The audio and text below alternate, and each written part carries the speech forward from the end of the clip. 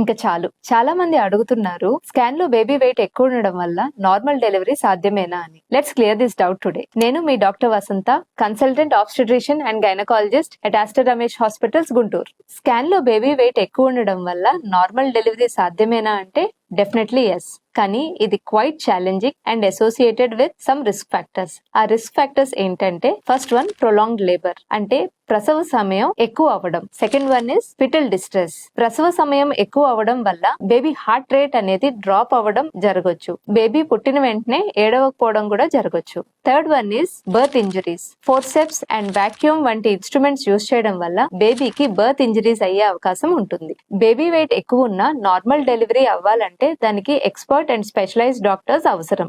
So baby weight ఎక్కువ అవ్వకూడదంటే ప్రెగ్నెన్సీలో ఏం జాగ్రత్తలు తీసుకోవాలనేది నెక్స్ట్ వీడియోలో తెలుసుకుందాం. Kindly follow and share this video.